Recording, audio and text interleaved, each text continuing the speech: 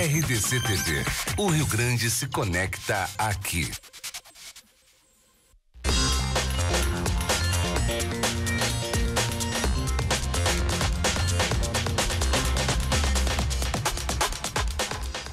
Olá, muito bom dia. Está começando mais um Rio Grande em Movimento nesta manhã bonita de terça-feira aqui em Porto Alegre, mas também em 27 municípios. Estamos chegando aí nos canais 24 e 524 da NET. Muito bom dia, Forcolém. Bom dia, tudo bem com você? Tudo tranquilo? Tudo bem. Eu quero mandar um abraço pra galera que tá vendo a gente no Vale dos Sinos, Novo Hamburgo, Estância Velha, Campo Bom, Sapiranga, subindo um pouquinho aqui, São Leopoldo, Sapucaí, Esteio, Canoas, Porto Alegre e o nosso interior todo aí são 27 cidades, né? Nós temos uma cobertura muito legal, muito bacana. É isso aí. E como é que é o tempo, hein? Eu vi que estava meio nublado hoje pela manhã, eu peguei aí, nós já estamos com temperaturas mais amenas de manhã cedo, né? 15 graus. E a gente está tão acostumado de levar gelado, né? De ficar gelado de manhã, que a gente, 15 graus, a gente acha assim um calorzinho gostoso, né? Pra te ver, mas tá mudando, tá melhorando, a gente ainda tá no inverno, mas as temperaturas vão seguir amenas por aqui e em todo o estado. Vamos dar uma olhada. Aqui na capital e também na região metropolitana, hoje a gente amanheceu com 15 graus. E as máximas devem chegar aos 21, um pouquinho nublado, sol entre nuvens aí, não tá tão firme assim o tempo, mas o tempo é bom. Em Santa Cruz do Sul, sol entre nuvens, também mínima de 14 graus nessa manhã, a temperatura já está se elevando bastante e vai chegar aos 20 hoje. Assim como lá na Serra, amanheceu mais frio, com 10 graus, mas vai chegar aos 20 hoje, temperaturas amenas por lá também.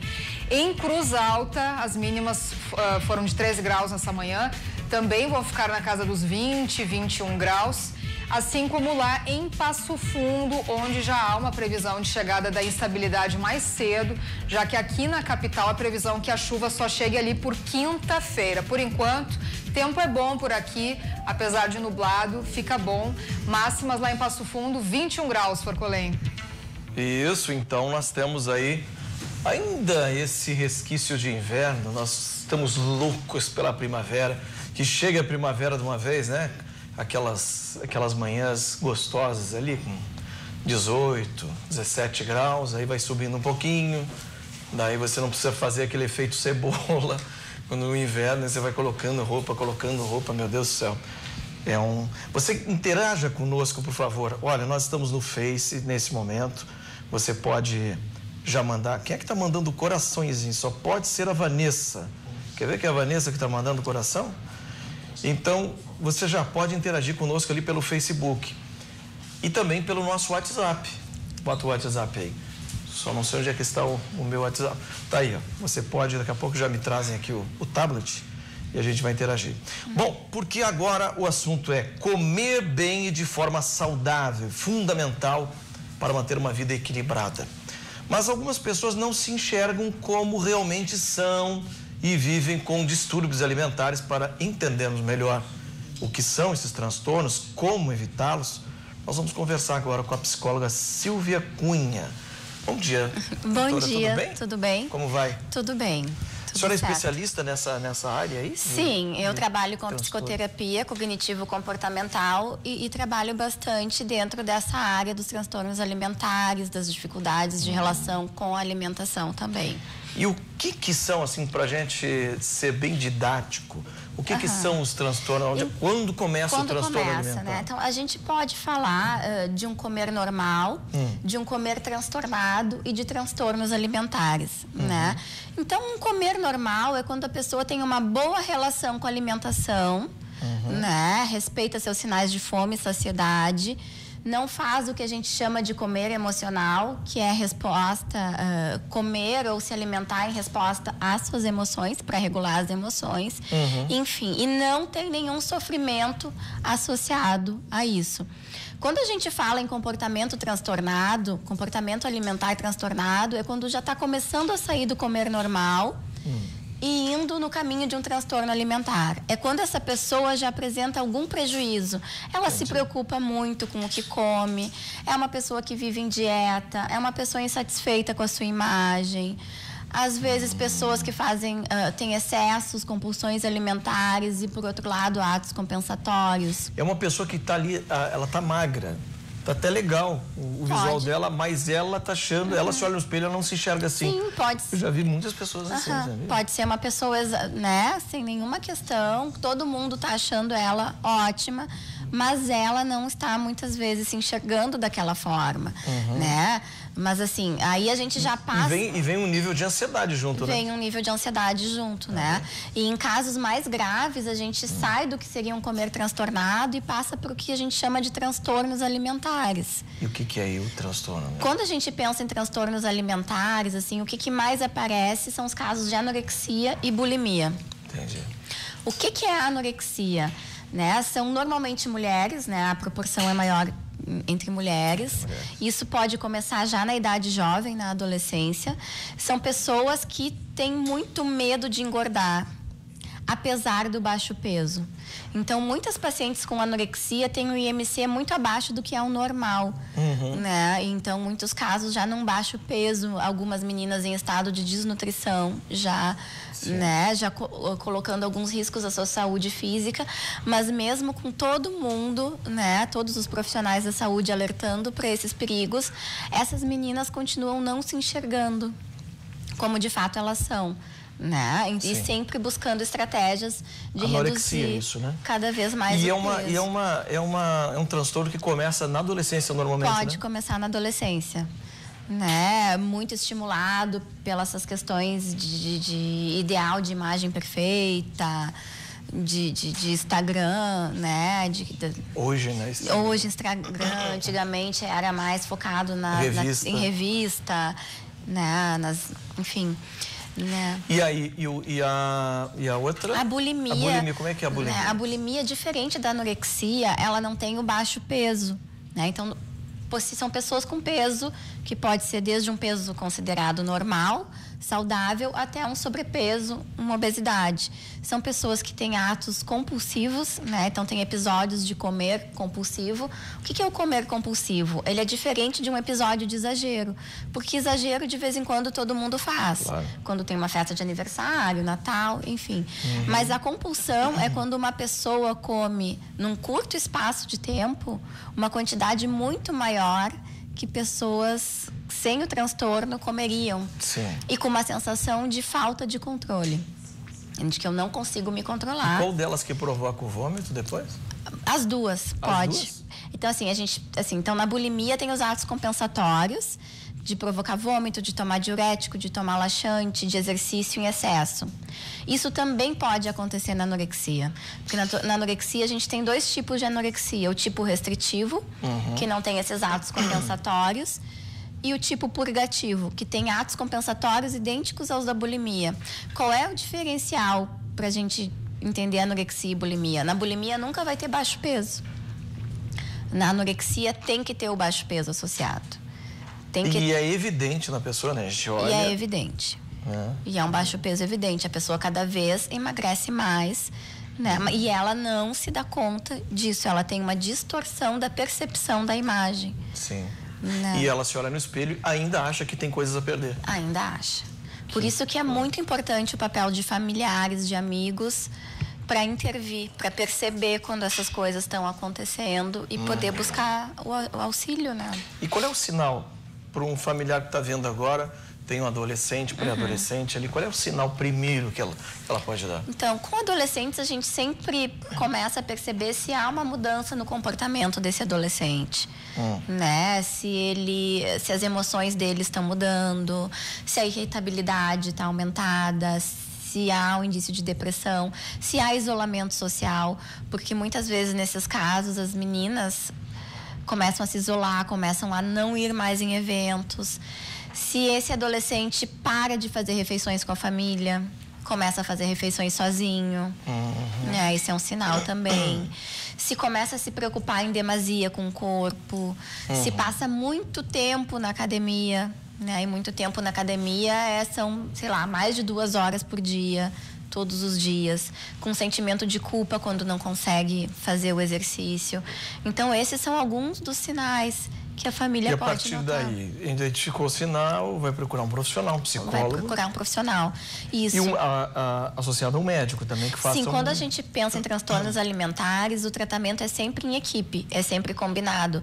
Vai ter que ter o psicólogo, vai ter que ter um médico clínico e uma nutricionista. Certo. Em alguns casos, até mesmo um psiquiatra. Não é em todos os casos, mas em alguns casos é necessário o uso de medicação associada. E o médico clínico, muito importante, porque são transtornos que podem vir com questões clínicas associadas, né? Sim. Principalmente na anorexia, pela desnutrição. Aí pode ter um problema no esôfago, uma esofagite. Pelo vômito. Umas certas situações aí, né? Pois é, porque a gente quando a gente está de bem com essa questão da alimentação, a gente cria até o dia do lixo, né? Eu tenho um dia do lixo ali no fim de semana, onde você vai comer um pouco mais, de proteína, de coisa. E depois, na semana, você vai, né, dando uma limpada com saladas, coisas. O inverno gaúcho é uma coisa ruim, né? Porque ele nos empurra a comer mais massa, mais proteína. Então, assim, mas só que daí você identifica, olha, aumentou um pouquinho a minha barriga, fiquei um pouco mais peso, mas eu vou dar um jeito nisso. Agora eu vou com tranquilidade, vou começar a fazer um novo balanceamento com equilíbrio, né? Ontem eu comecei, por exemplo, a comer saladas à noite, entende? Então, para começar a fazer uma limpeza, para só comer frango durante a semana, aí no fim de semana você come um churrasco, uma coisa assim. Agora, quando tem esse transtorno, tanto um quanto o outro, não tem esse controle, é tudo uma oscilação. Na anorexia, elas têm a tentativa de ter o controle da sua alimentação. Ela pensa que tem. Pensa que tem. Então, por isso tem essa restrição muito grande. Entendi. Então, ela acha que não consegue manejar o seu comportamento se não for pela via do não comer. Sim. Né? Então, acho que assim, o segredo maior, até pensando em prevenção disso, é tentar ter um equilíbrio na sua relação com a alimentação. Entendi. Né? Assim, não tem... até esse termo de dia do lixo, ele é um pouco... Né? A gente até podendo evitar, pensando mais num equilíbrio. Que não tem comida boa, não tem comida ruim. A questão é o equilíbrio. Claro. E como a gente coloca isso no nosso dia a dia, né? Eu acho assim, para as pessoas que estão fora desse mapa do transtorno. Aí eu estou meio perdido. Como eu vou equilibrar melhor a minha alimentação? Aí procura um profissional, que é um nutricionista. Né? Que vai fazer uma tabelinha ali de acordo com a sua saúde, vai pedir uma série de exames, vai fazer uma tabela ali, olha, você pode comer isso, isso, aquilo, porque daí ela vai ver dentro dos exames que vier ali, olha, você está com deficiência de tal vitamina, disso, aquilo, né? Equilibrado. Agora, essas pessoas que a gente está falando aqui, da bulimia, anorexia, são pessoas que já perderam o controle emocional. Sim. E precisam urgentemente do profissional psicólogo para que possa recolocá-los no caminho certo, social, emocional, né? Então, o papel do psicólogo é justamente trabalhar no reequilíbrio emocional, né? Nessa questão comportamental associada a esses transtornos. Sim. E isso poder ajudar a ressignificar a relação da pessoa com o alimento. Entendi. E isso vai ser muito importante, associado ao trabalho dos outros profissionais. E a anorexia e a bulimia tem cura, então? A gente não fala em cura, né? São transtornos graves que têm tratamento, né? Mas a gente fala num acompanhamento desses transtornos. A vida inteira ela precisa ter uma disciplina. Dependendo do caso. Não digo disciplina, mas a vida inteira precisa ter uma atenção. Né? É muito comum haver uma migração entre os transtornos. Agora eu vou fazer uma má comparação, tá? Tá. Daí a senhora me corrige se eu fizer essa comparação muito errada. Porque a gente sempre pensa assim no vício, a gente pensa sempre logo no alcoólatra, né? No fumante. Mas nós também temos outros vícios de atitude que nos levam a ações graves, que depois nós também teremos que ter um cuidado a vida inteira, como são esses dois casos. Quer dizer, no caso do alcoólatra, primeiro o gole leva o resto. No caso dessas pessoas, se chegar um dia de desequilíbrio emocional e fazer o que fez anteriormente, pode um tratamento inteiro cair? Sim e não. por isso que é importante a aprendizagem de estratégias de regulação emocional. Cada um para cada um. Cada um para cada um. E justamente por isso, porque nesses transtornos, às vezes, uma crise emocional, um problema desencadeia. Pode ser gatilho para desencadear. Da mesma forma que em transtornos graves, como também alcoolismo, dependência química. Ok, mas eu acho que a gente só consegue identificar e fazer o tratamento a partir do momento que nós conversemos sobre isso, né? Isso, claro. E sempre confiar no profissional, né, doutor? Eu sou uma pessoa que defendo muito essa questão, respeitando as pessoas que buscam áreas e áreas aí, mas eu gosto muito dessa questão. Psicólogo, psiquiatra, são pessoas que se prepararam para fazer esse tipo de tratamento, para fazer acompanhamento. O adolescente que precisa de um acompanhamento, né, está sofrendo ali uma situação difícil, separação dos pais, sempre é um trauma. Procure um psicólogo, até para fazer uma avaliação e acompanhamento do filho, do adolescente, né? Não é vergonha. Ontem eu entrevistei uma psiquiatra aqui também e a gente estava falando sobre isso. Nós temos que quebrar esses tabus, não ter preconceito. Ah, eu vou lá no psicólogo, eu vou lá na psiquiatra porque vão me chamar de louco. Isso não existe. Nós temos são médicos da saúde mental. Exatamente. Não é? Muito obrigado. Falei aqui com a doutora Silvia Cunha, psicóloga. Seja sempre bem-vinda, viu? Obrigada. Quando tiver outra pauta aí, tiver uma situação que a senhora queira nos colocar, venha de novo. Tá certo. Bom? Muito obrigada. Porque esse é o compromisso do nosso Rio Grande Movimento, trazer entrevistas que prestem serviços para você, que tragam a luz, uma ajuda, né? Às vezes você está em casa aí e vê na entrevista uma saída. Puxa vida, não tinha pensado, meu filho está passando por isso, minha filha está passando por aquele outro. Eu vou procurar o psicólogo, vou procurar o psiquiatra, vou procurar o médico, enfim. E você quer ver como a gente presta bastante serviço? A próxima entrevista da Lilian Belim agora vai te ensinar algumas coisas. Sabe aqueles queixumes assim? Ai, aquela dor aqui. Ai, eu acordo duro. Ai, que coisa... Você vai ver agora dicas ótimas para você relaxar, acordar relaxando. Quer ver, Lilian? Depois do intervalo a gente vai falar sobre alongamento, que é uma prática muito importante e que às vezes não é dada a devida importância a ela. A gente vai entender o porquê daqui a pouquinho, inclusive ensinando para você alguns exercícios para fazer em casa. Não perca depois do intervalo.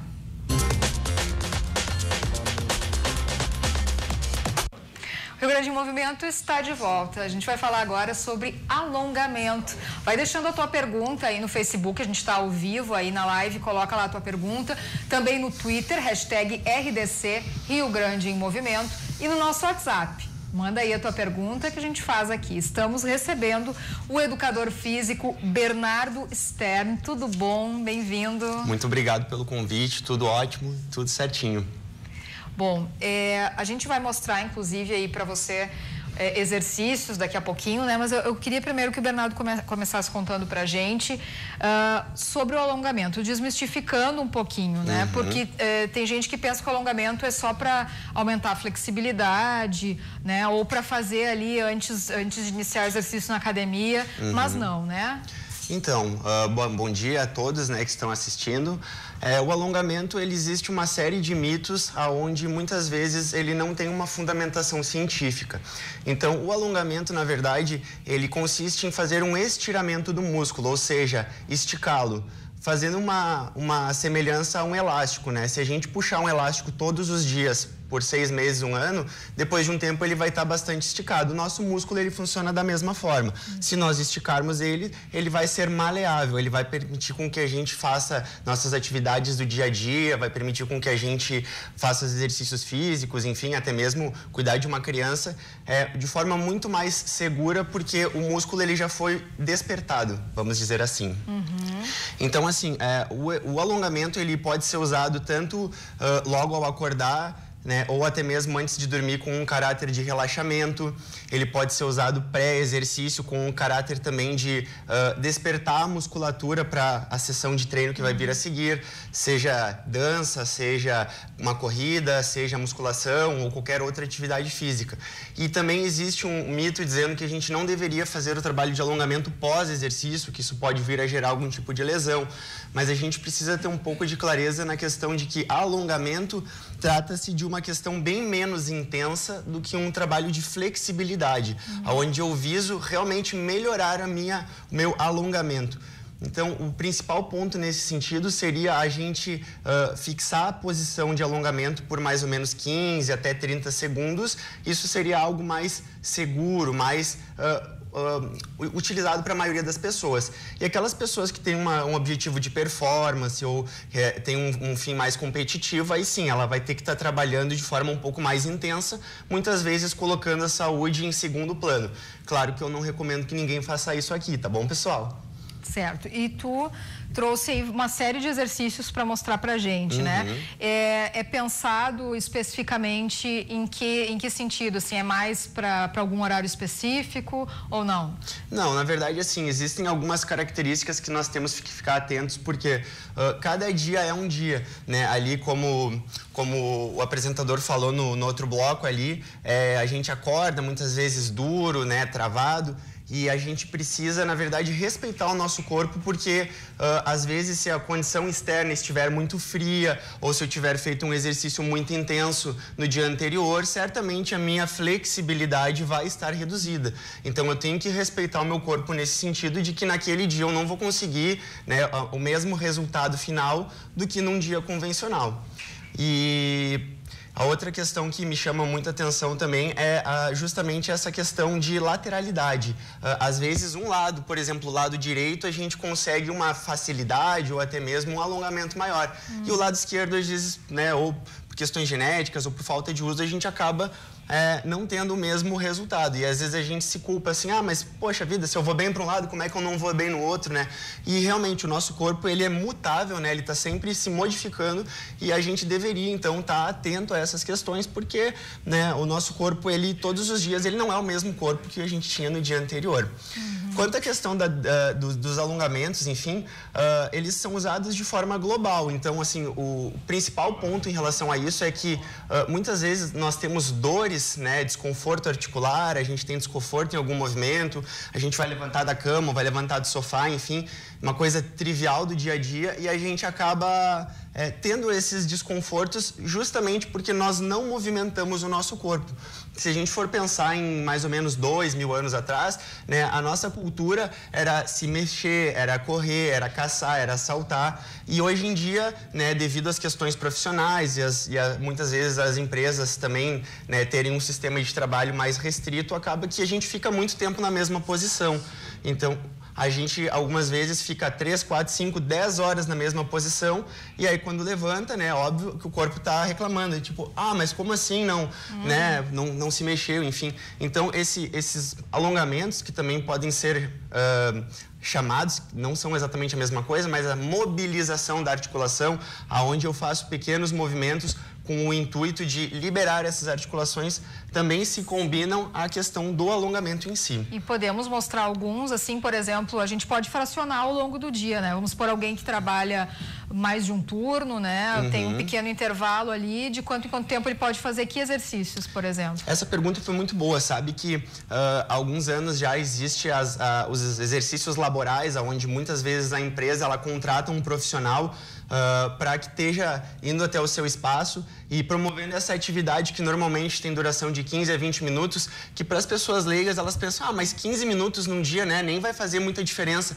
mas é justamente essa interrupção daquela posição onde a gente fica muitas vezes sem se mexer. Isso. E a gente começa então a fazer esses movimentos. Esses movimentos muitas vezes eles podem ser feitos em pé, né, justamente como eu vou demonstrar algumas coisas agora, vamos demonstrar. né? Então, por exemplo, esse seria um alongamento bem básico, né, para a gente estar trabalhando essa articulação do ombro. Então, assim, muitas vezes a gente passa lá no computador e a gente nem percebe que a gente está tensionando tanto a região do braço quanto a região do pescoço. E aí lá pelas tantas a pessoa começa, nossa, que dor no pescoço. E ela às vezes não associa que essa dor ela pode vir do braço e não necessariamente do pescoço, né? Então, assim, eu trouxe aqui uma toalhinha onde a gente pode estar fazendo uma liberação dessa articulação do ombro de uma forma bem simples, tá? Vou ter que virar de costas para vocês, porque senão vocês não vão conseguir visualizar. Isso pode ser feito com um pano, com uma corda, com qualquer coisa que você tenha na sua casa. Então, eu posso colocar nas minhas costas aqui, tá? De modo aonde a minha mão de cima, ela puxa a minha mão de baixo de forma passiva, ou seja, quem está fazendo a força é esta mão aqui. Então ela puxa a mão para cima e eu posso relaxar. Eu puxo novamente e isso relaxa. Então muitas vezes esse movimento, ou até mesmo esse movimento aqui com uma toalha, né? Enfim, são movimentos onde a gente vai estar liberando essa articulação. E com certeza todo mundo tem uma toalha em casa que possa estar utilizando, né? Depois eu vou mostrar mais um alongamento que é possível fazer deitado também com o auxílio da toalha. Então, assim, às vezes a gente tem aquela questão de desmistificar, assim, ah, não, mas eu vou fazer alongamento só quando eu for na academia ou só quando eu for me exercitar. E, na verdade, ela deve ser uma prática regular. Uma outra maneira com a qual a gente pode estar fazendo alongamento é na própria cadeira de casa, ou no sofá, ou até mesmo, né, no local onde a gente trabalha, de modo a eu conseguir utilizar exatamente o que eu tenho de recurso à minha disposição. Eu gosto muito de passar assim, quando a pessoa ela trabalha muito tempo em pé, que seria uma pessoa que trabalha de caixa ou fazendo algum tipo de entrega, enfim, que ela parte todo o tempo do dia de pé, eu costumo passar o alongamento para ela sentada, justamente para que ela possa ter aquele momento de descanso. Da mesma forma que a pessoa que trabalha em escritório ou em banco e passa a maior parte do tempo sentada, eu costumo orientar que faça os alongamentos de pé, justamente para que a pessoa possa sair daquele ambiente, daquela estrutura que ela está habituada e possa estar se movimentando. Então, assim, para pessoas que são de mais idade ou que têm algum tipo de limitação ou tem problema de equilíbrio, eu sempre sugiro fazer sentado porque minimiza os riscos de queda, né? Às vezes, quando a gente está alterando o nosso ponto de visão, por exemplo, no caso, agora eu vou fixar o meu olhar aqui na tela, né? Então, eu estou totalmente atento. Agora, às vezes, enquanto eu estou fazendo um alongamento, eu estou olhando para o lado, eu estou olhando para cima e eu perco a minha referência e muitas vezes eu posso ter uma queda, né, por conta disso.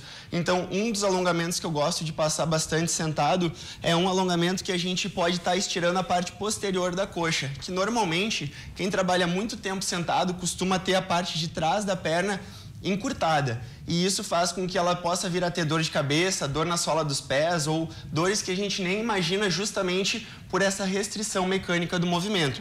Então é bem simples, né? Eu vou estar sentando praticamente na borda da cadeira, né? Quem tem uma flexibilidade maior pode estar esticando os joelhos. A pessoa que não tem tanta mobilidade pode fazer com os joelhos dobrados, né? Eu vou abrir bem o peito, vou aproximar esses dois ossos que tem nas costas, que são conhecidos como escápula, ou omoplata, ou vulgo a asa das costas, né? E eu vou estar com o peito aberto, me deslocando para frente, de modo a fazer uma espécie de uma tração. Conforme vai ficando fácil, eu posso estar esticando progressivamente as minhas pernas, de modo a conseguir chegar nos meus pés. Os pés, é interessante dizer que é somente uma referência. Para aquelas pessoas que não conseguem chegar nos pés, não se preocupe. Eu, quando comecei a fazer esse tipo de trabalho, eu só conseguia chegar nos meus joelhos. E com o passar dos dias e do treinamento, vamos chamar assim, porque muitas vezes a pessoa ela não associa o alongamento a uma rotina de treino, né, onde eu vou estar conseguindo ter essa progressão e vou conseguindo melhorar. Bom, nosso tempo está acabando, Bernardo.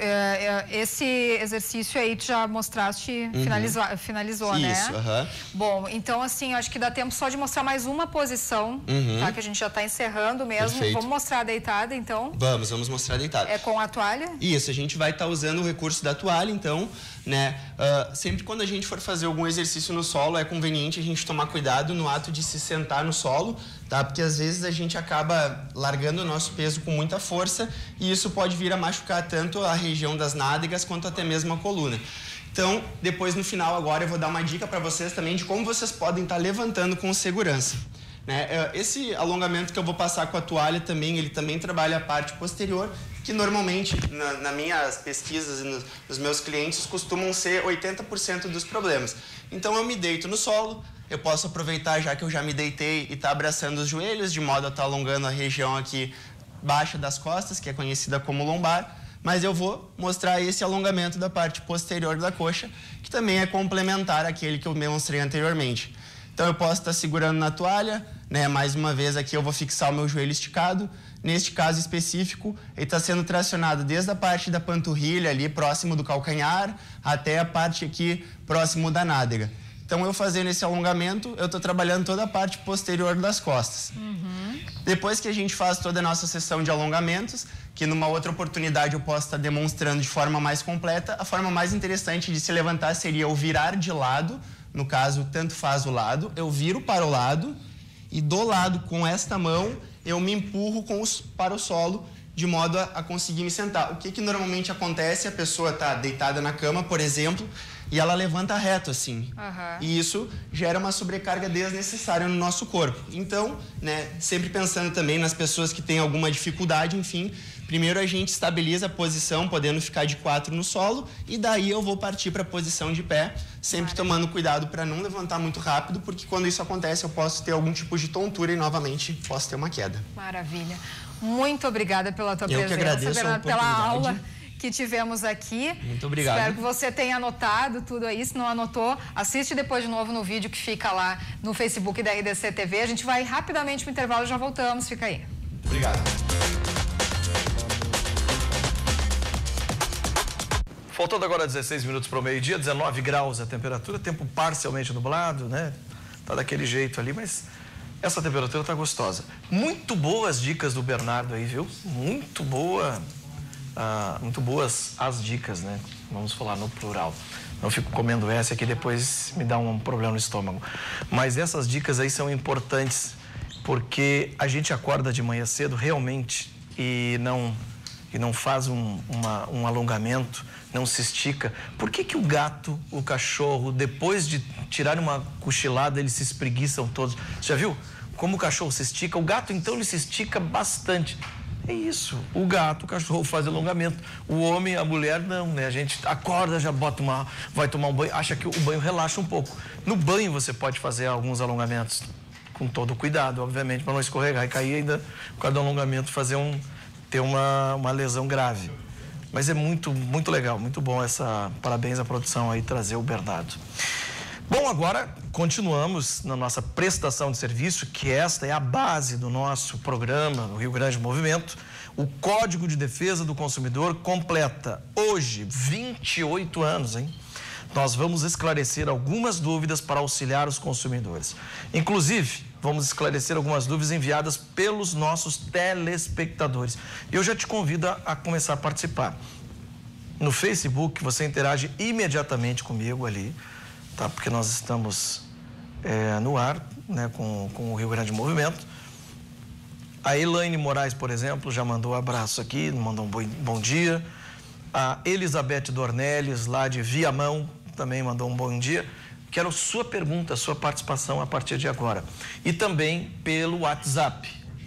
A doutora Flávia do Canto, que está comigo aqui, advogada, perita em direito do consumidor, vai responder todas as nossas dúvidas. Tudo bem, doutora? Tudo bem. Seja bem-vinda. Obrigada. Hoje, então, 28 anos desse código, né?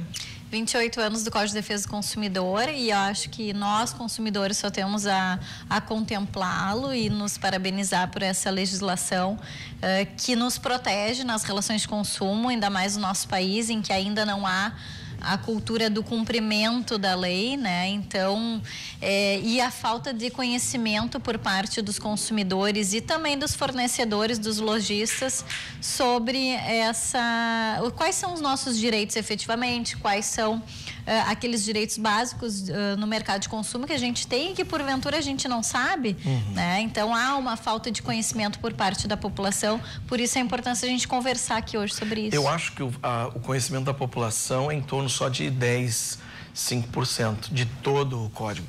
Aliás, antes da gente entrar, eu tenho perguntas aqui já dos telespectadores que me enviaram. Antes de a gente entrar especificamente nessas perguntas, só um bate-papo sobre o código. O código, ele demorou a ser entendido, vamos dizer assim, tanto pela própria justiça, que era morosa em relação ao código, quanto também pela ação de polícia administrativa, seja ela de um PROCON, seja ela de uma prefeitura governamental, e também da própria polícia, que tem casos que dá caso de polícia e prisão em flagrante. Exato. Na verdade, primeiramente, cumpre destacar que o Código de Defesa do Consumidor, quando ele entrou em vigor em 1990, a ideia dos lojistas, dos empresários, era que o mercado de consumo brasileiro ia quebrar. Como é que haveria uma lei totalmente protecionista, protegendo os consumidores. E como é que esse mercado ia ficar? E a gente nota, né, e notou ao longo dos anos que foi o inverso, né? Quem é bom no mercado de consumo, aquele empresário, aquele lojista, ele permanece, ele fideliza seus consumidores, os seus clientes, porque a gente volta no estabelecimento comercial sabendo que é respeitado, que a gente consegue trocar um produto, reclamar e ter atenção daquele que está oferecendo o serviço. Então, o código hoje ele beneficiou muito mais do que o que se pensava à época que iria prejudicar o mercado de consumo brasileiro. E é importante que tu referisse sobre os PROCONs, os órgãos de defesa do consumidor, porque a lei trouxe isso também. Não adianta a gente ter uma legislação muito boa como nós temos, que é a Lei 8.078, com vários direitos, com várias normas que regulamentam essas atividades no mercado de consumo, porém a gente não tem uma fiscalização do próprio governo. Então, uma das prioridades como política nacional de relação de consumo é que não só o judiciário forneça o acesso à justiça para a defesa dos nossos direitos, mas também que o Estado, seja o município, através de um PROCON municipal, ou do Estado, através de um PROCON do Estado, nos dê a guarida, nos dê a segurança de que, eventualmente, se algum fornecedor incorrer em uma prática abusiva, eu tenho a quem me socorrer, que não necessariamente ajuizar uma ação pela própria morosidade, que é o judiciário. Portanto, é importante que os consumidores utilizem essa ferramenta, né? Esse poder de polícia que tu disseste administrativo de intervenção do órgão público, que recorra a ele, porque nessas pequenas demandas de consumo, por vezes a gente acha que precisa de um advogado, mas não necessariamente. A gente tem à disposição um órgão público que funciona, em especial que no nosso estado funciona muito bem. Na Grande Porto Alegre a gente pode contar assim, municípios que têm PROCON municipal: Canoas, São Leopoldo, Novo Hamburgo, né? A maioria não tem, né? Por questão estrutural. Aí a gente pode recorrer ao PROCON do Estado imediatamente, né? Com certeza. Tanto pelo 0800, que o Estado divulga aí, tem um número... E tanto um telefone. Um telefone, né? E o telefone também traz alguns esclarecimentos, algumas dúvidas, se tiveram. Na verdade, o que ocorre? Primeiro, já que tu tocasse no assunto da questão do número de PROCONs, isso é muito importante, porque nós temos aí 497 municípios e apenas 86 PROCONs. Então, é muito pouco. Então, o cidadão que mora lá no interior e que está nos assistindo agora, ele não tem para quem recorrer. E isso é um problema porque caberia à prefeitura, né, a criação desse órgão dentro do seu município. Mas tem a falsa ideia, aquela falsa ideia da prefeitura e já que a gente está no ano de eleição, isso é importante, a falsa ideia do político de que promover essa defesa do consumidor vai se indispor com os empresários. Então, isso é importante. Também tem essa questão política. E nós temos uma outra questão política dos municípios. Foi uma ação desenfreada de criar novos municípios, né? Que nem teriam condição de ter. Não tem, e a estrutura fica cara. Porque tem município aí de 5.000 habitantes. Daí com uma Câmara de Vereadores, um Poder Executivo, é todo um custo, um gasto que poderia estar sendo revertido para outra situação, se ele fosse apenas um bairro, um distrito de um município maior. Mas, enfim, são as treloucagens da política que só pensam naquela promoção de eleição de deputados, de eleição... Enfim, aí nós vamos para outro assunto. Vamos então às perguntas dos nossos telespectadores. A Fabiane Flores diz o seguinte: doutor, eu tenho uma dúvida, dá para trocar uma roupa sem nota fiscal que foi presente? Bom, primeiramente que para troca de qualquer produto, e aí não necessariamente só a roupa, ela tem que apresentar, esse produto tem que apresentar algum chamado vício de qualidade. O botão que está sem botão, ou o eletrodoméstico que não funciona adequadamente, e para isso eu tenho que ter nota fiscal. No caso do presente, por liberalidade, né, da loja, eles podem fornecer algum documento que permita que o consumidor venha trocar em caso de apresentação de vício de qualidade, de mau uso, de não... Ou ela ser menor ou ser maior. Exato. Não assim, bom, eu não gostei e quero trocar, né? Muitas lojas permitem que o consumidor troque porque não gostou da cor, ou não teve... Para fidelizar, ou que não experimentou o sapato. Mas, obrigatoriamente, nós temos que guardar o comprovante de compra. Eu tenho uma loja que costumeiramente eu compro, aí eu chego lá e às vezes você está com aquela pressa, o Forgolém tem uma calça para ti aqui e tal, digo... Aí eu não leva, se não servir você traz, a gente troca. porque daí já aí é um trato, mesmo que seja no diálogo. Teu com o lojista. E se ele me enganar, é uma vez só, ele vai perder. Exato, então Entendeu? é uma forma de fidelizar o cliente, né? Mas não há nenhuma norma no Código de Defesa do Consumidor que obrigue ele a isso, né? A não ser que tenha aquele vício ali, o botão que faltou, exato. ela está torta. Ou comprei um aparelho de celular, um televisor, não funciona adequadamente, apresenta algum probleminha, eu tenho que levar na loja para assistência técnica para depois poder usufruir E outra os meus coisa, direitos. esse é um bom ponto. Comprei uma televisão, liguei, em casa ela deu falha. Nas primeiras 24 horas eu posso trocar por uma outra ou já vai para assistência técnica? Já vai para assistência técnica. Isso é uma barbaridade, isso tem que mudar, né? Isso é que na verdade a legislação ela traz uma possibilidade de troca de imediata ou de ressarcimento. Porque se eu comprei algo que é zero, já vai para assistência técnica, é sinal que está violado, que foi mal condicionado, que veio talvez numa carga batendo. Exato, mas tem duas situações. Primeira situação é a oportunização do fornecedor de consertar o produto, tá? Que a lei prevê um prazo de 30 dias. E a outra situação é se tu consideras esse produto essencial, né, ou que ele venha perder valor econômico, a lei permite que tu já utilize as possibilidades que o código prevê. Quais são? Troca do produto imediata, abatimento proporcional do preço ou dinheiro de volta. Geladeira é um produto essencial. Aí vem o debate do que é o essencial, porque daí a legislação não especifica o que é o essencial. Então a gente fica um pouco amarrado na mão do lojista na medida em que ele tem que aceitar ou não. Ou se não, se eu não me conformo, né? Eu como consumidor, eu vou ter que fatalmente procurar um advogado ou um mas aí eu digo assim, vem de novo o lojista querendo você de cliente. Eu comprei uma geladeira num hipermercado que eu costumava comprar, já fidelizado, comprei essa geladeira, ela deu problema. E eu fui lá no diretor da loja, o Paulo, traz que eu vou trocar. Aí é uma ação dele. Exato. Aí trocou, disse, não, deixa comigo que só eu vou resolver com eles. Não poderia dar esse problema. E ele trocou, eu assim me aliviei, eu digo, em 24 horas eu tinha a mesma geladeira, né?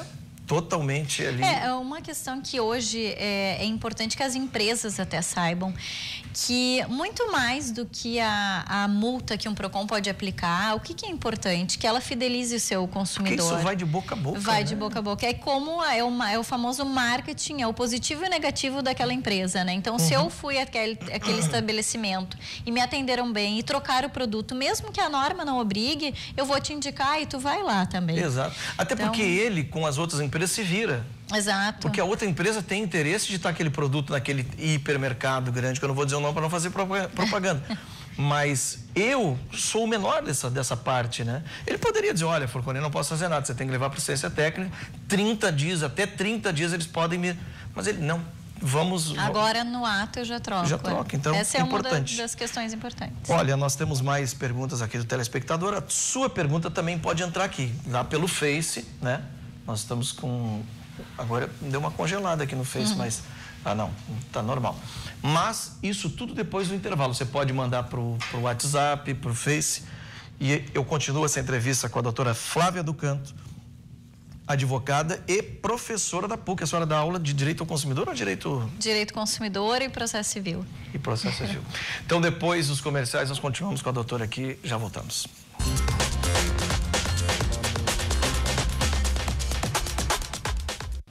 Muito bem, estamos de volta com o Rio Grande em Movimento, agora faltando 2 minutos para o meio-dia, 19 graus a temperatura, tempo parcialmente nublado.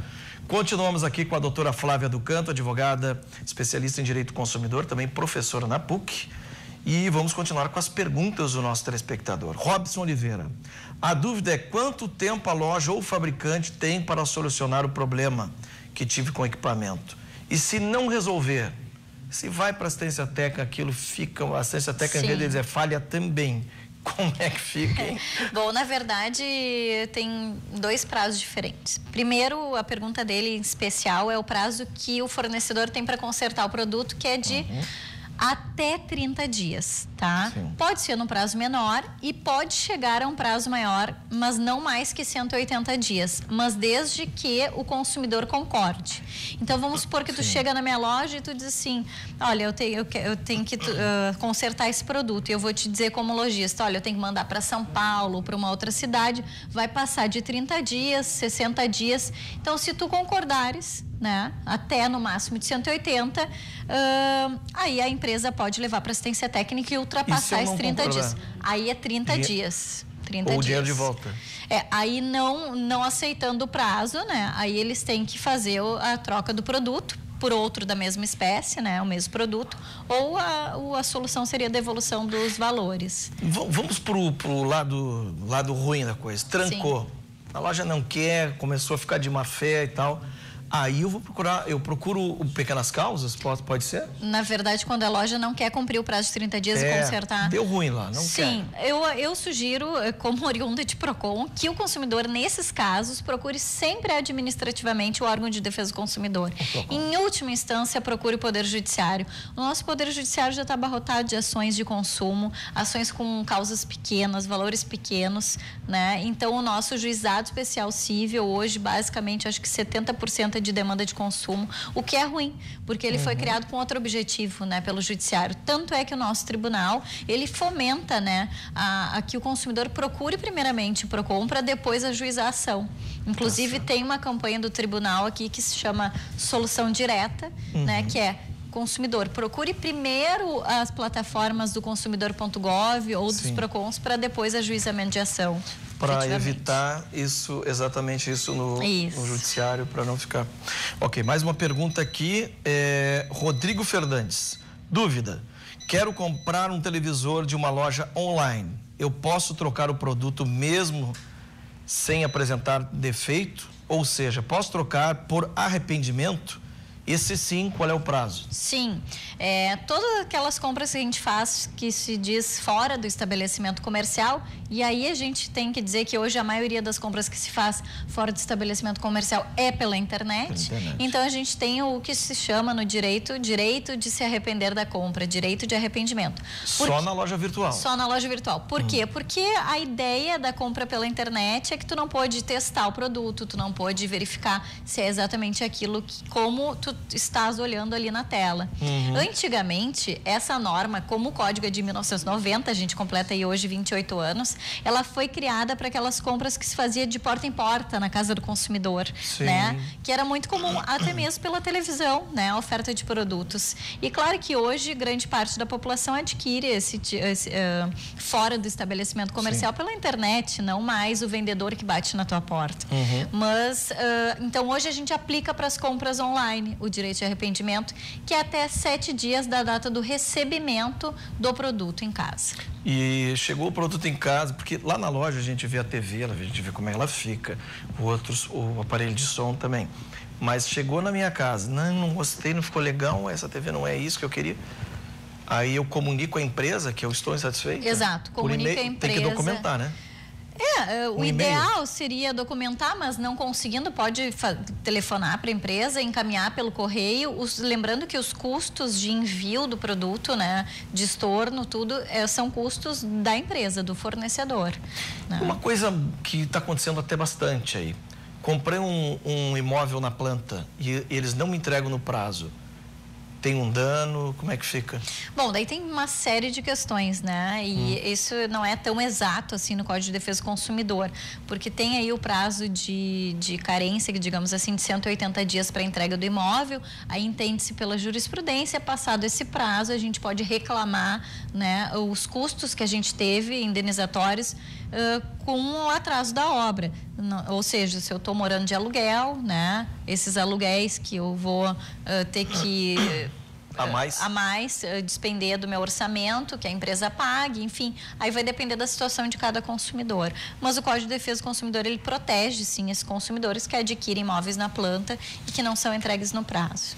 Diógenes de Souza Miranda diz o seguinte: minha dúvida é, qual o prazo para trocar o produto que comprei uma loja? Quando virtual, a gente já falou 7 dias, né? Sim. 7 dias é bom falar de uma questão bem pontual. Passagens aéreas. Bom, passagem aérea eu compro virtualmente, mas há um entendimento de que não se aplicaria o direito de arrependimento para compras de passagens aéreas online. Porque a passagem aérea não é que nem o produto que tu precisa experimentar, né? Passagem aérea você sabe que aqui é. Exato, é o tipo de produto que é vendido pela Já que nós chegamos aí, é uma coisa que eu tenho uma dúvida, doutora, que eu quero entender. Por que às vezes a gente compra uma passagem a R$200 para o Rio e de volta, daqui a pouco a mesma passagem é 2.400? Isso não tem... Não fere a norma de defesa do consumidor, porque há na Constituição Federal previsto, assim como a defesa do consumidor, a livre iniciativa, a livre concorrência. Então, os preços, eles não são tabelados, né? Eles têm a regulamentação de uma agência reguladora, que é a ANAC, que prevê algumas proibições, mas não em relação a preço. Aliás, em relação a preço, assim como a gasolina, por exemplo, não tem como o Estado interferir, né? Claro que vem do governo federal, a exemplo da gasolina, né? Mas no posto lá, para o consumidor final, o valor já é outro, né? O valor tem que ser agregado a outros fatores que a gente tem como custo para fornecer aquele tipo de produto. É que assim, eu acho um abuso, por exemplo, já perdi o avião, muitas vezes, também depende a empresa né, que está te atendendo, às vezes eles te coloca em outro voo sem custo nenhum. Mas depende da empresa. Cara, um dia eu estava no Rio, aí perdi. O senhor vai pagar 1.800. Que? Eu paguei 400. Aí são normas que, inclusive, a ANAC regulamenta, né, no regimento. Mas a partir da passagem que eu tinha, não dá para fazer prever um nível de que ele possa... são regras já previstas que, por vezes, os consumidores não têm conhecimento. Em que, para o cancelamento, eles prevêem um valor de multa, né, para remarcar passagem aérea dependendo do prazo. Não, isso sim. Mas aconteceu uma diversidade. Bom, mas daí o trânsito parou, deu um temporal e não sei o quê. Bom, daí tem casos que a gente chama no direito, para não falar tanto aqui termos técnicos, né? Mas de caso fortuito ou força maior, que se chama, aí há uma excludente aí de responsabilidade e a gente consegue imputar isso, né? Mas daí tem que entrar, aí é uma ação. Aí é mais difícil, de boca a boca é mais difícil. E voltando aos nossos produtos aqui, produto de mostruário, ele também tem a mesma exigência dos outros produtos?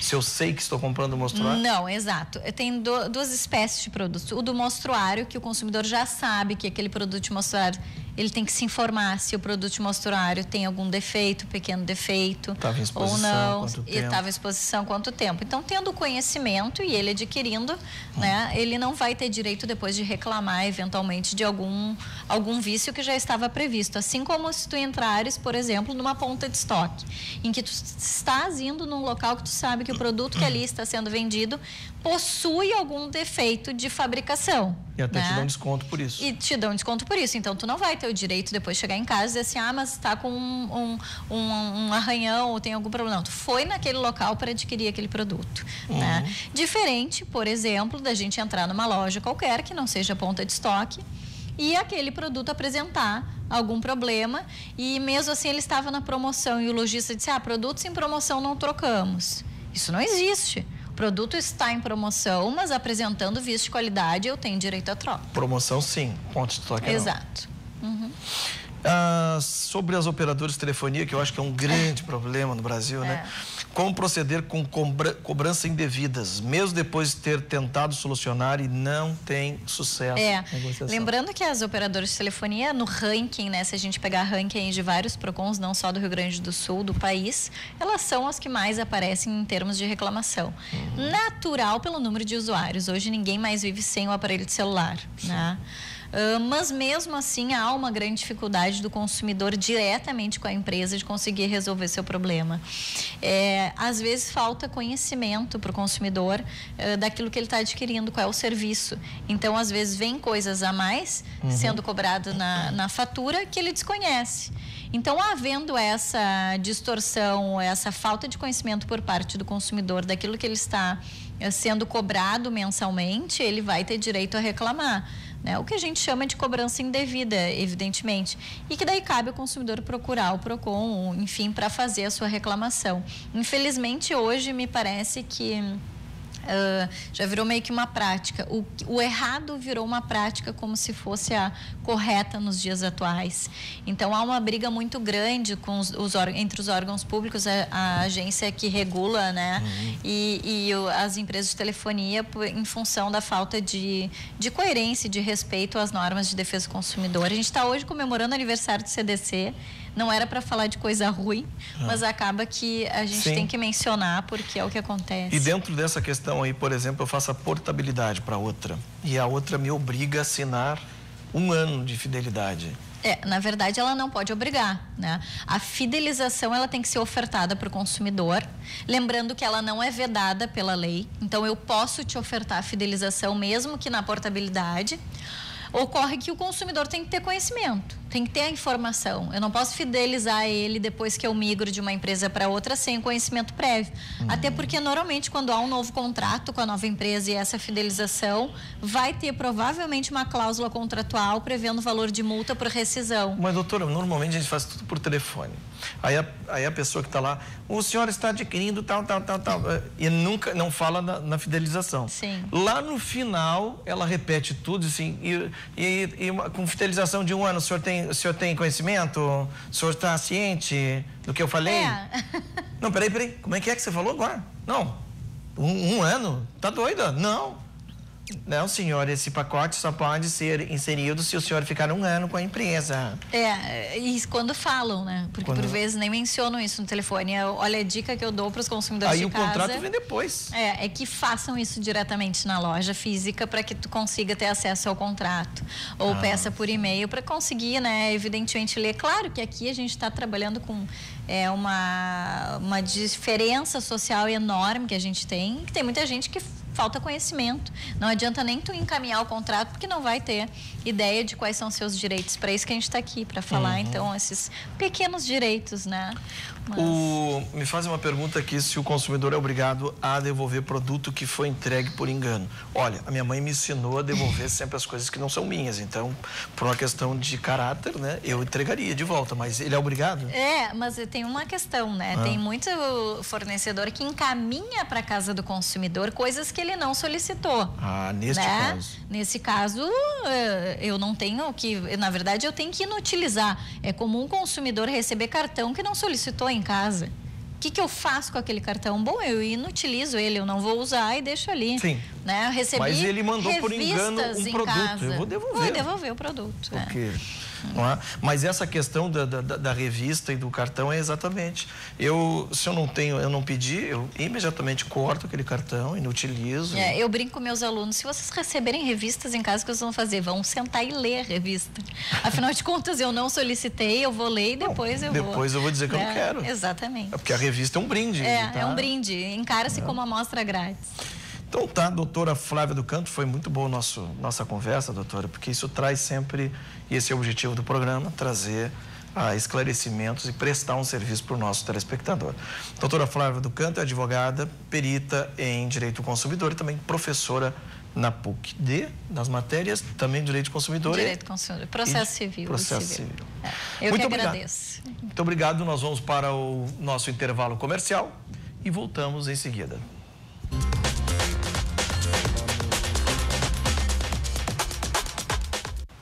E a gente está de volta com o Rio Grande Movimento, agora estou aqui no Estúdio Gourmet, porque o nosso assunto agora são receitas aí de sanduíches, receitinhas assim práticas, para quem está sempre na correria e precisa preparar umas refeições assim rapidamente.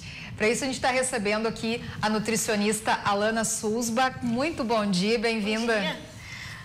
Então, hoje a gente trouxe uma opção de sanduíche bem prática, um sanduíche integral, feito com pão 100% integral. Nós utilizamos creme de ricota, que é uma opção, uma alternativa mais saudável ao requeijão e à manteiga. A gente usou também 2 tipos de folhosos, tá? A gente usou alface mimosa e rúcula. E para aumentar a questão de proteínas e aporte proteico no geral, a gente colocou mussarela de búfala, que é um tipo de queijo proveniente de outro leite, né? Que tem ali pra gente mostrar. Vamos mostrar aqui pra gente mostrar. A mussarela de búfala, então pode pegar.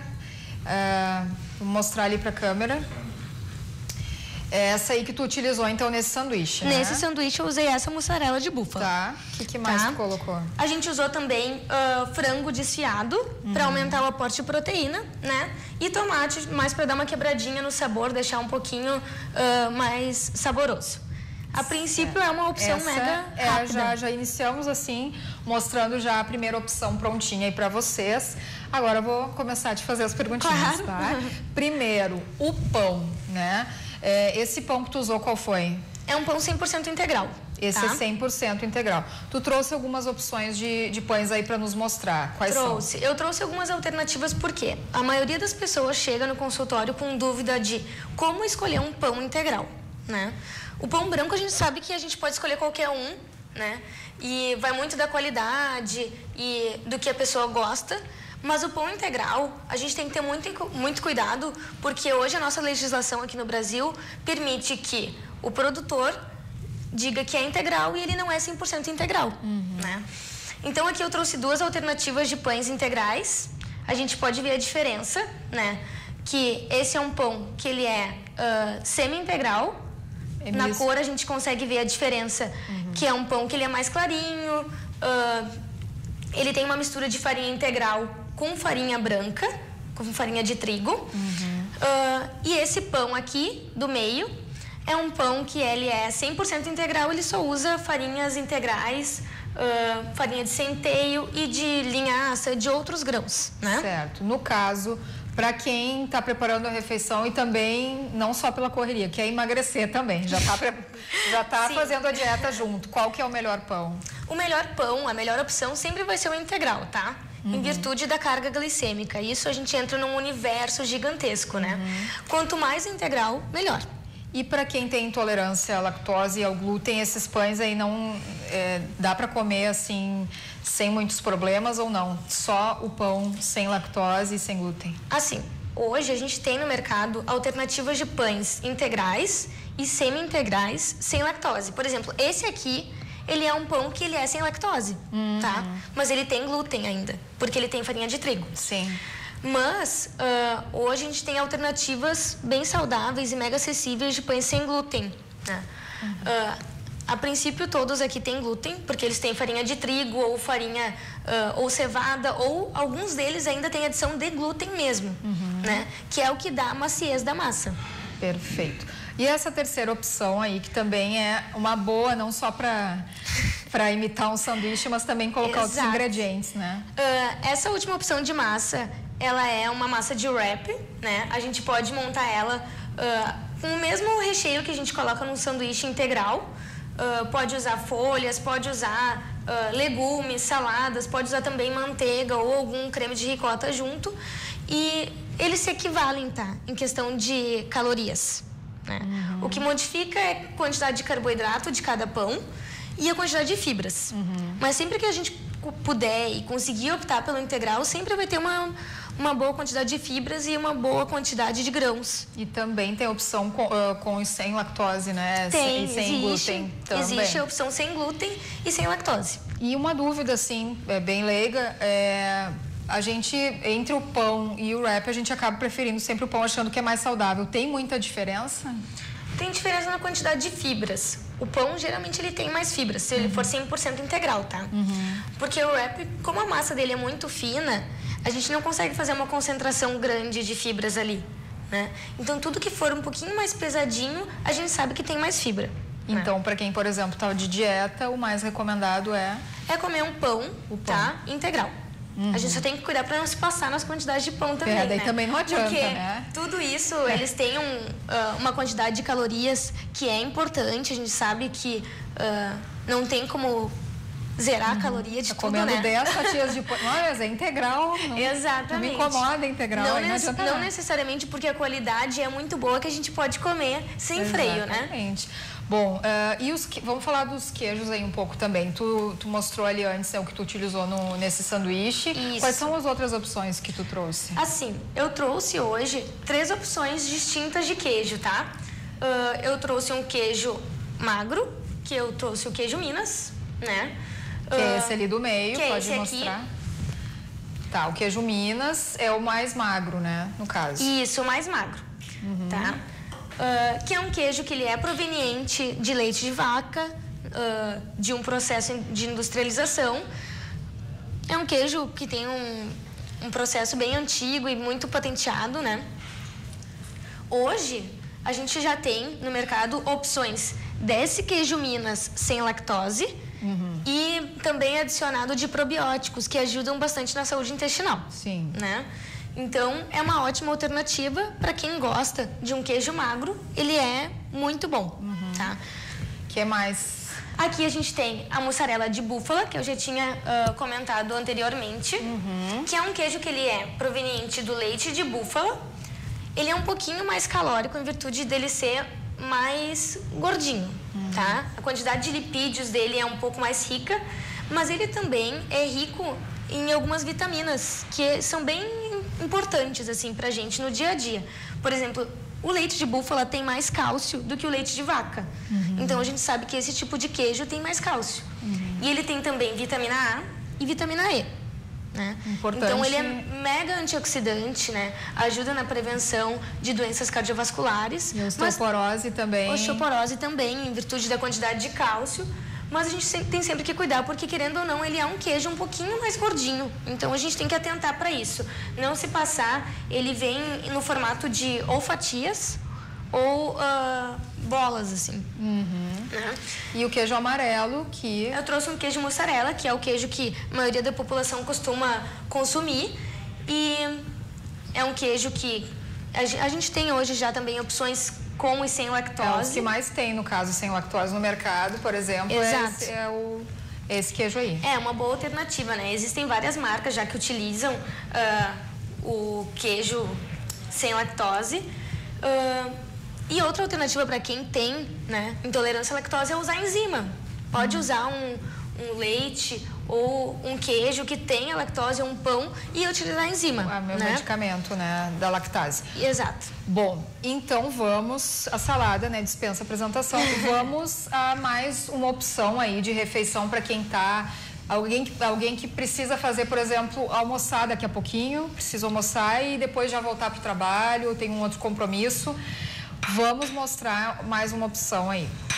Vamos pegar o wrap. A gente vai montar uma massinha de wrap, que é uma opção mais alternativa. Eu vou utilizar o creme de ricota, porque ele acaba dando mais cremosidade para a questão da massa, porque a massa do wrap, querendo ou não, ela é bem fina e ela é bem sequinha, tá? Ainda mais essa integral. Então, eu gosto bastante de usar o creme de ricota. A sem lactose é mais fina ainda que essa, né? Isso. Hoje a gente não tem sem lactose integral ainda, tá? De wrap. Mas a gente tem pão árabe sem lactose. E o pão árabe, ele é uma mistura de farinhas, tá? Então, a gente já tem essa opção no mercado sem lactose. E não só em termos de calorias, mas em termo nutricional mesmo. Para quem não está fazendo uma dieta com restrição de calorias, né? Para quem quer almoçar normalmente, e tu acha que esse wrap substitui mesmo? Um bom almoço, por exemplo, para mim daqui a pouco? Assim, ó, eu acho que não é uma boa alternativa a gente substituir todos os dias, porque a questão da variabilidade alimentar é muito importante, ainda mais aqui no Brasil, que a gente tem uma variedade muito grande de legumes, de frutas, de verduras, de folhosos. Então, o dia que tu estiver na correria e que tu puder conseguir optar por um almoço, melhor um almoço, né?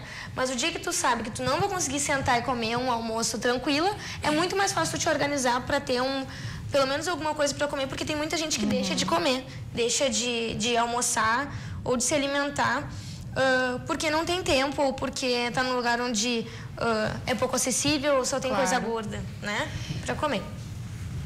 Mas é bacana, né? Por exemplo, se a gente sabe que não vai ter tempo, é muito melhor do que ir num fast food ali correndo, comer um hambúrguer ou um X. É muito melhor, então, a gente usar 5 minutos que ficaria na fila ou lá comprando para montar e levar. Ótimo. Para comer. E são coisas assim que a gente pode ter em casa, porque tu pode usar tanto para montar um almoço mais reforçado ou para montar uma outra refeição, por exemplo, um lanche da tarde. São muitas alternativas que a gente pode utilizar os wraps e os pães para suprir essa quantidade calórica, né? Bom, e também dá para usar aí, né? Dá para fazer o wrap né, nesse formato aqui, dá para usar dois, né, montar e imitar em um X, por exemplo, bem saudável, dá para criar. Isso depende muito de quanto a pessoa gasta de energia durante o dia, né?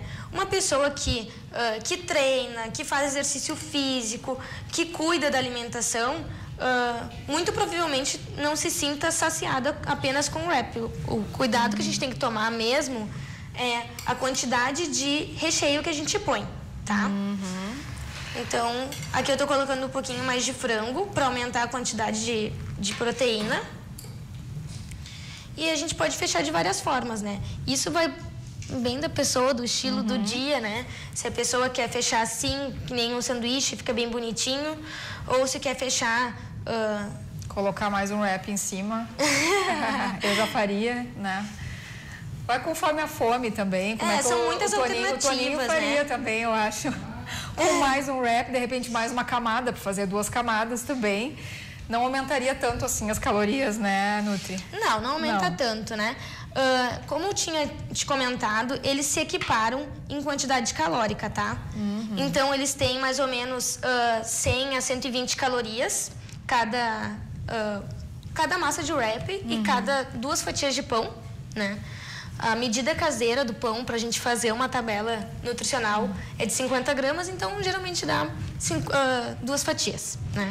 E já ampliando aí o cardápio, o que eu poderia usar de substitutos aí nessa receita aqui? Por exemplo, o frango eu poderia substituir por quê?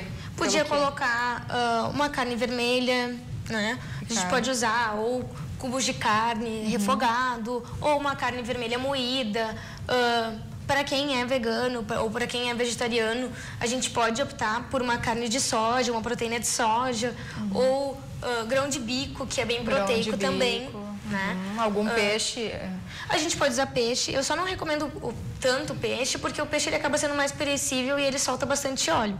Então, dependendo do horário que a gente preparar esse wrap ou esse pão, talvez ele fique com um gosto um pouquinho...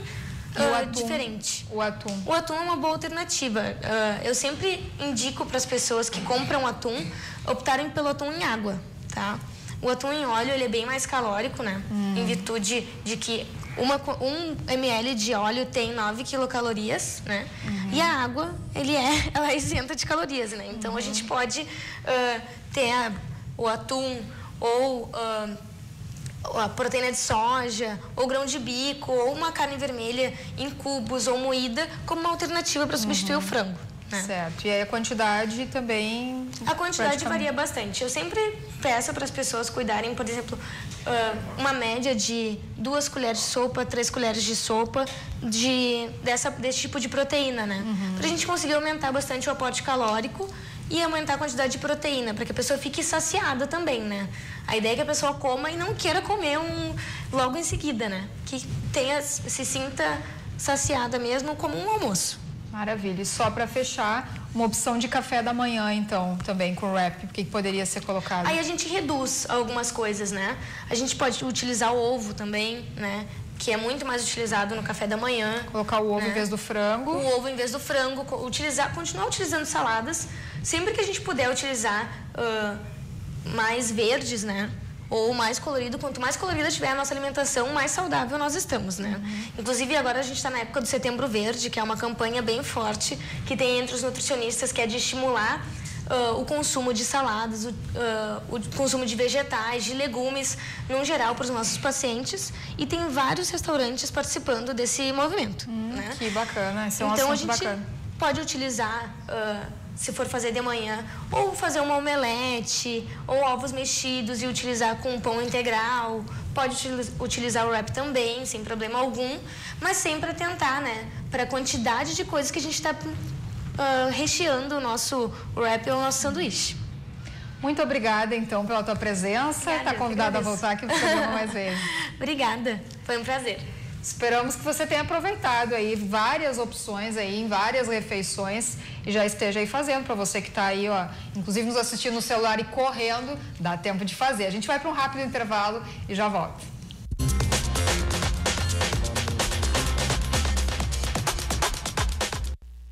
O Rio Grande em Movimento está de volta. Agora a gente vai mostrar para vocês algumas reportagens aqui para você ficar bem informado nessa manhã.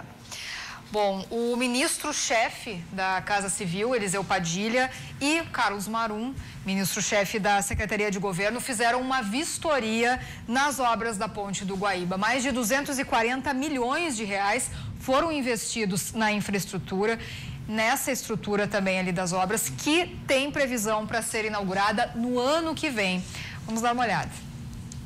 Nas rodovias estaduais morreram 18 pessoas, 55% a mais do que no ano passado, quando foram registrados 8 óbitos. Ainda na sexta-feira, na RS 135 em Marau, às 11 horas da noite, um ônibus colidiu na traseira de um caminhão.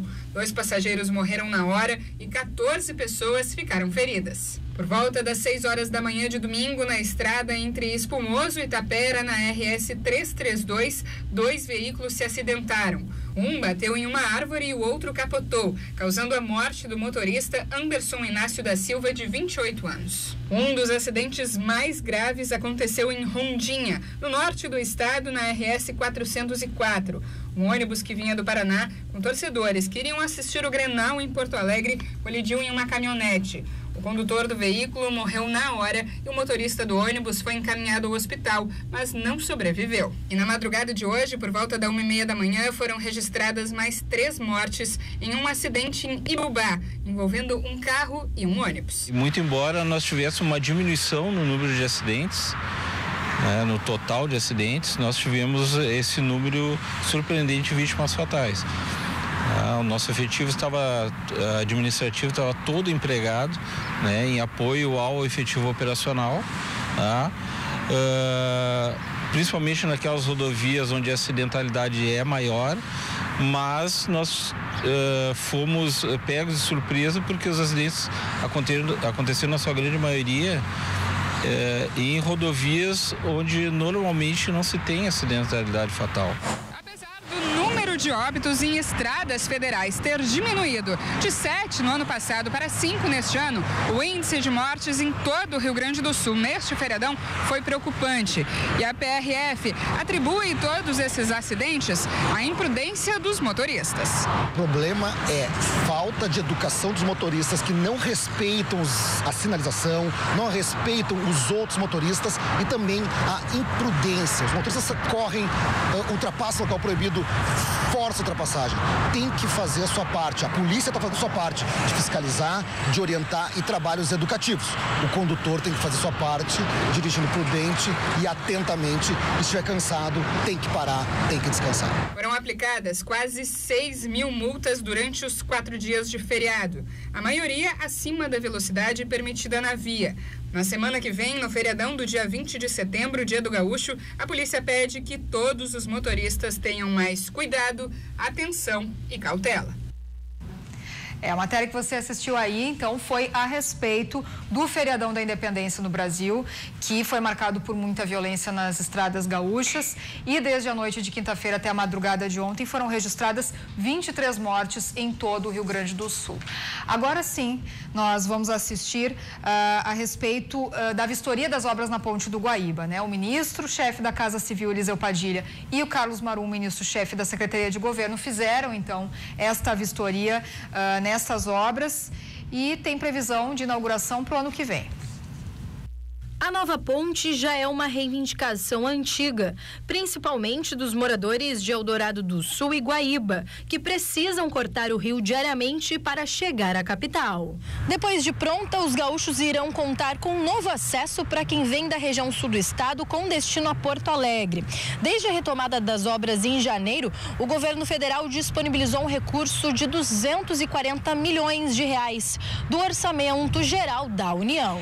Neste sábado, o ministro Eliseu Padilha, chefe da Casa Civil, e o ministro Carlos Marum, da Secretaria do Governo, estiveram visitando as obras. No mês de outubro, iniciam as primeiras audiências coordenadas pela Justiça Federal para o processo de reassentamento das 300 famílias que moram no trecho de obras. O que precisa agora é equipamento para a montagem. Então, nós precisamos ter a liberação do trecho onde estão estas famílias, que serão serão garantidas pela compra assistida para que a empresa possa iniciar o trabalho lá. O andamento das obras está dentro da programação. Desde a retomada dos serviços em janeiro e da liberação de recursos, os trabalhos alavancaram. E o resultado até agora é positivo, segundo o Marum. O andamento da obra é positivo. O andamento da obra é bom. A obra está andando bem, os recursos existem. A nova ponte do Guaíba terá 2,9 quilômetros de extensão, 28 metros de largura, pista com 2 faixas. De acordo com o Departamento Nacional de Infraestrutura de Transportes, o DENIT, 55% dos trabalhos já estão prontos. A inauguração da ponte está prevista para dezembro. Na segunda quinzena de dezembro, a inauguração com o presidente Michel Temer fazendo a travessia. E agora a gente vai para um rápido intervalo, mas você não vai sair daí, sabe por quê? Daqui a pouquinho a gente tem um dos maiores nomes da música tradicionalista aqui do estado, o músico Elton Saldanha. Vai enviando a tua pergunta para ele, teu recado, porque a gente já volta, fica aí.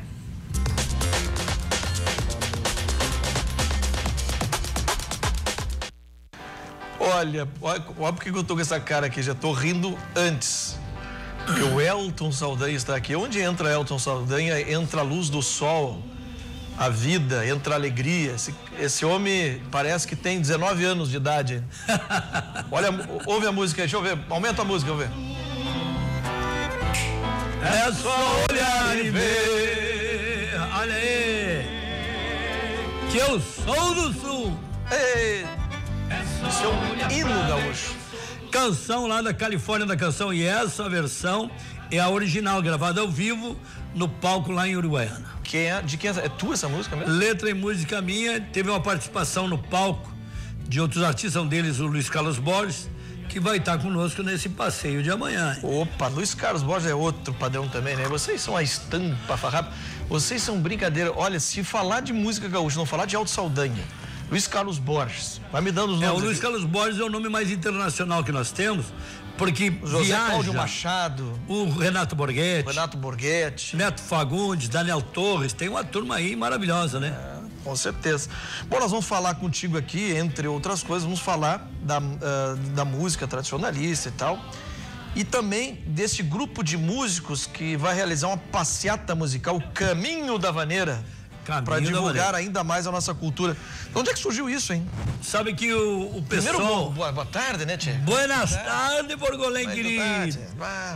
Há 2 anos havia toda aquela convulsão da crise econômica interferindo no mercado musical, porque as pessoas acreditam que a cultura é a primeira coisa que a gente deleta em situações críticas. E aí eu disse pro pessoal, quem sabe vamos pra rua, vamos sair pela cidade cantando para as pessoas, afinal tem público e tem os músicos. Já que não há, de repente, um grande palco, e a gente olha uma certa inanição também nas administrações, que a primeira coisa, economiza, tira o cachê dos músicos, tira o investimento cultural, e nós fomos para a rua ano passado, nesta mesma data, no mercado público, reunimos todos os amigos, começamos telefonando e todo mundo apareceu lá. Tava o Bonitinho, tava o Daniel Torres, o Luiz Carlos Borges, o trovador Estivalete, o Marco Aurélio, e saímos andando pela cidade. Levamos umas 3 horas no mercado público ao acampamento Farroupilha, sempre com acompanhamento de uma multidão. E aí, quem sabe agora vamos manter essa data, Caminho da Vaneira. Há uma lei do vereador Sequim que instituiu o Dia da Vaneira e primeiro o Dia da Vaneira, que é o primeiro dia de setembro, porque é o mês Farroupilha, e o Caminho da Vaneira para o dia 12, ou seja, está oficializado já em lei na Câmara de Vereadores.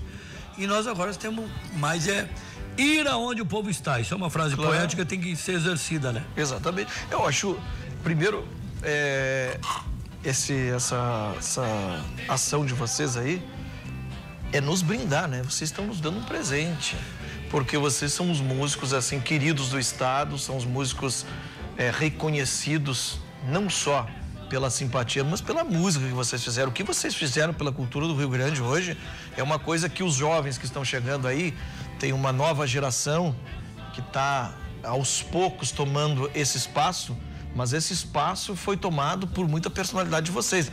Desde a época dos festivais, a gente estava falando ali, né? É que a nossa música é muito jovem, a nossa música é muito recente. Quanto tempo você tem de carreira já? 30 anos, iniciei lá nos mesmos anos em que inicia Renato Borghetti, nas Penhas do 35. Depois das Penhas do 35 vem a era dos festivais e dos bares de Porto Alegre, que é a década de 80. Sim. 1982 inicia a Pulperia, o primeiro bar que institui a popularidade da música na Cidade Baixa, e os festivais que a partir da Califórnia se disseminam em inúmeras cidades. Houve um grande espetáculo na URGS, na reitoria, 2 dias de casa lotada, produzido pelo Juarez Fonseca, chamado Ativo Nativismo. Estava lá o Borges, Glênio Fagundes, Renato Borghetti, Telmo Freitas, esta criatura aqui que vos fala. E eu acredito que a década de 80 consolidou a popularidade da nossa música. O Renato Borghetti vendendo mais de 100 mil cópias de um disco instrumental. O primeiro disco instrumental no Brasil a vender mais de 100 mil cópias. Renato Borghetti. O senhor já tem um microfone aí, esse aqui não, o senhor não precisa, isso aqui não precisa utilizar. Dentro do nativismo gaúcho. Vai o mate. Sabe, o mate a gente repassa, né, tia? Concordo plenamente. Então, eu e o Elton já nos conhecemos um bom tempinho. Eu tenho um programa de rádio de música gaúcha na Rádio Alegria, 92.9 FM, onde eu tava falando pra ele, se eu não tocar o Som do Sul todo dia, de 5 às 7 da manhã, os caras, me mata o Som do Sul aí, Som do Sul. Às vezes eles falam o Som do Sul, eu digo, não, eu sou do Sul, porque a nova geração já tá pegando. Pode ser até show do Sul, tá valendo? Tá valendo. Então, assim, é muito gratificante, Elton, que a gente que lida com a música gaúcha também, saber o quanto vocês lutam para manter em pé essa bandeira da cultura, não só da cultura, da música, da cultura, do artista, né? Porque vocês são pessoas assim especiais que se reuniram lá, resolveram trazer música, falar das nossas coisas dentro da música. Essa letra, eu sou do Sul, é só olhar e ver, quer dizer, tá na alma do gaúcho, né? Mesmo quando não está piochado, porque a gente é exibido, a gente vai para os outros estados, a gente se exibe das nossas coisas, né? Sucede que o Brasil, musicalmente falando, a cada 6 meses institui uma novidade, uma curiosidade, às vezes vinda de fora, às vezes uma brincadeira. A gente olha que a gente já teve lá desde o tempo da boquinha da garrafa, os funks atuais, e o Rio Grande do Sul, como alguns estados, a gente podia citar também a Bahia, são preservadores de cultura. O pessoal daqui insiste que a gente tem uma linguagem, sim, a gente tem uma forma de se expressar, um tipo de fazer arte, cultura, política, usos e costumes. Nós estamos aqui num programa de televisão de última geração, tomando um chimarrão, que é uma coisa extremamente tradicional. Vamos para casa que vamos fazer um churrasco. A nossa forma de falar, eu, tu, che, tudo isso é uma identidade cultural. E a gente não inventou nada. Nós simplesmente fomos observar como as pessoas sempre se manifestaram, como se fala na serra, no litoral, na fronteira. Nós valorizamos o que é nosso. A nossa cultura é a nossa identidade. E isso é uma coisa bacana. Por exemplo, os Tiranos, né? Que é uma banda que vem da serra. Os serranos, os Tiranos, eles vêm da serra e vêm trazendo o jeito serrano de cantar, que é um pouco diferente. De falar, de se expressar. A gente chega ali na serra e vê que tem uma formação italiana e uma aculturação gaúcha. Chega o gringo, de bombagem, já te oferece um vinho, já faz um galeto. Aí a gente chega lá na fronteira, já tem influência do Uruguai de um lado, da Argentina do outro. A gente faz questão de uma identidade. E isso não é só como o Rio Grande do Sul. Quando a gente chegar na Europa, a gente vai ver nas estações de trem, preserve o seu dialeto e a sua cultura. Como falam italiano, como falam alemão, gaúcho. Eles, de longe tu vê como é que um alemão está se expressando e um italiano. Os alemão aqui pro lado de Gramado, Nova Petrópolis, eles botam uma pombacha ali e falam, che, quer um chimarrão, né? Aí tu vai lá pros italianos e eles falam assim, né? Olha, o Elton Saldanha vai estar aí hoje à noite, nós vamos ver hoje. Maravilhoso. Hoje, nós vamos ver hoje lá o show dele, que o show dele é demais, eu gosto do show dele. Tu sabe por que os gringos falam assim? Por quê? Porque lá em 1900 eles começaram a perder dente ali. Aí chegou um dentista que tinha um molde só de chapa. Aí ele fez umas 1000 e poucas chapas para todo mundo. Então uma chapa ficava menor, outra maior nas bocas. E eles tinham que falar assim para segurar ela. E a nova geração foi nascendo e não sabia porque os pais falavam e saiu falando tudo assim, entende? Todo mundo. Aí todo mundo fala soprando assim com os dentes, né? E se chegar na fronteira, Mabagual, como é que tu tá, che? Vamos aí fazer um assado, tomar um vinho. Cada região com seu sotaque maravilhoso. E o bar, a variedade do bar. Aqui em Porto Alegre, bar. Claro. Né? Aí mais lá para o Santa Maria, bate. É um bar mais firme, né? Um bar. Aí vai indo lá o Uruguaiana, chega bem.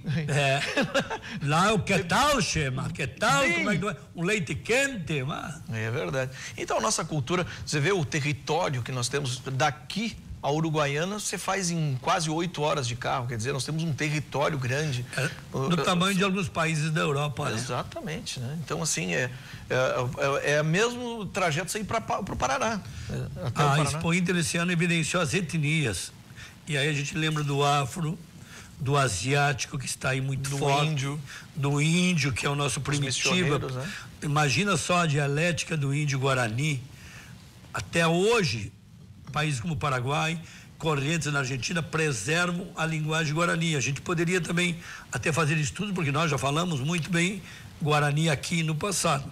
Hoje as influências europeias soterraram esse tesouro maravilhoso. E tudo isso, toda essa história, toda essa carga cultural que não é pesada, é leve, é bonita, na passeata musical Caminho da Vaneira, que hora começa? Onde começa? Amanhã, quarta-feira, 14 horas, concentração no Mercado Público. Vamos cantar ali para o público algumas canções, para o pessoal nos seguir. E aí subimos a Borges, vamos até ali à frente do Teatro São Pedro, descemos pela Rua da Praia e voltamos ao Mercado Público para fazer um encerramento. Estarão presentes Luiz Carlos Borges, Daniel Torres, o Bonitinho, meu amigo Juliano Trindade, o Lincoln, o Gustavo Hortassi, que está com um disco maravilhoso, Cristina Sorrentino, Liana Tavares, os gaiteiros Gustavo e Gabriel, os irmãos Leandro e Marcelo Cachoeira, o Jader, rapaz, os trovadores Estivalete e Marco Aurélio. Vai ser uma turma muito forte. Te mandou um forte abraço, Rodrigo Pires. Poxa, a gente gravou o meu disco, rapaz. Teu disco, né? Toca muito. Toca muito, né? Profissional impecável. Ele tá com um problema de saúde, aí ele tem que botar uma prótese na coluna. Já está encaminhado isso. Já está encaminhado. Mas ele está sofrendo e a gente está, todos os amigos ali, nós estamos ao lado dele, né? Porque a operadora lá de saúde se negou a fazer, ele teve que entrar com um advogado, mas enfim, já está tudo solucionado. Mas é um crime porque é um jovem músico. Um músico brilhante e um técnico também, né? Tem um estúdio onde ele faz pérolas lá. E ele te adora, ele diz, o Elton é um baita. Tive a sorte dele gravar todo um disco comigo agora, uma qualidade, não só como baixista, é um instrumentista de gaita ponto, dos melhores do mundo, né? Então, é o seguinte, Elton, vamos fazer mais um chamamento a... Gurizada, Caminho da Vaneira. Pode convidar todo mundo para tomar mate, para ir lá dançar, para dizer um verso. O importante é que nós estamos indo aonde o povo se concentra, no coração da cidade, Mercado Público. Vai lá, prestigia, olha aí pelas redes sociais, pode olhar lá, Facebook, Instagram, nós estamos convidando toda a população. Pega o seu mate, convide o seu CTG e vá para lá caminhar conosco nas ruas do centro de Porto Alegre. Caminho da Vaneira, quarta-feira, às 14 horas. Toma esse mate, meu parceiro. Obrigado. E amanhã teremos um mate lá para receber os amigos também. Obrigado pela tua estada aqui no nosso ranchinho humilde. RDC. Tu sabe que aqui tu já tá parceiro, aqui tu tá sócio, entra quando quiser. Rio Grande em movimento, nos recebendo, graças a Deus. Nós vamos ficando por aqui, você vai ouvindo aí a música do Elton Saldanha. Tem clipe disso? Você tem clipe no YouTube de todo o nosso show com Eu Sou do Sul. Tá tudo no YouTube lá. Entrando no Bororé, Castelhana, primeira vez, bailando flor. Se você me ama. Barbaridade. Acesse o YouTube e vê nossos vídeos lá. Obrigado, Elton. Amanhã Forcolém vai estar lá cantando conosco amanhã. Vocês vão ver ele ao vivo. Opa! Tchau, até amanhã. Vem aí o Virando o Jogo.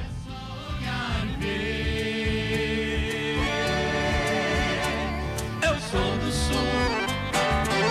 É só olhar pra ver que eu sou do Sul. A minha terra tem o céu azul.